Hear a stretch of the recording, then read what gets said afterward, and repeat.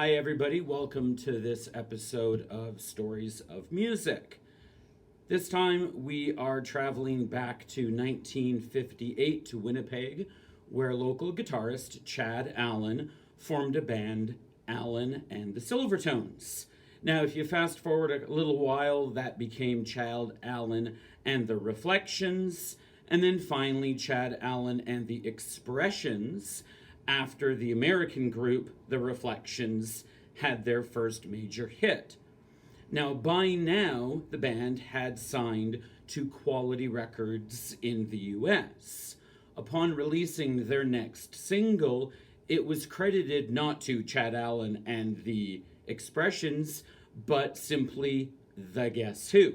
Now, this was a marketing stunt by the record company. They were hoping to create speculation that it was from a different, more famous band, perhaps even a Fab Four from England, who were gaining popularity at the time.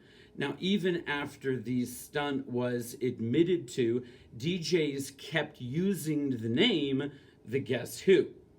Now, about this time, the band was joined by an 18-year-old by the name of Burton Cummings, and only a few months later, Chad Allen actually left the band, and so they were basically stuck with the name The Guess Who. Now, not long after that, the newly minted Guess Who actually was hired by the CBC as a house band for one of their TV shows. It was a producer of this show that actually suggested that the band start recording its own music rather than being mostly known as a cover band. Not long after this, they also participated in a mail order promotion put on by Coca-Cola, where they produced an album with another band that would only be available to order through the mail from Coke.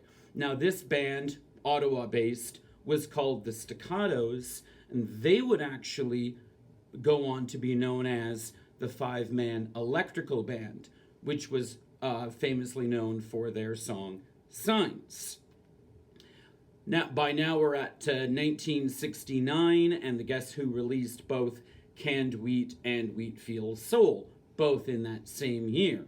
The following year, though, they would release the album that they were most famous for, the hard rock album American Woman. This obviously was their most successful album, and the title song actually went number one in the US, the first for a Canadian band in the Billboard Hot 100 era. Now, the band lasted for another 5 years, breaking up in 1975. Of course, members Randy Bachman and Burton Cummings also had successful solo careers, Randy Bachman with BTO and Burton Cummings with his own efforts. Now, the band did actually make the Canadian Rock Hall of Fame, but they are one of the few that are still waiting to get into the American Rock Hall of Fame in Cleveland. Perhaps their recent reunion tour that was started this year will help them along in that effort. Thanks for joining us for this week for Stories of Music. We'll see you next time. Bye for now.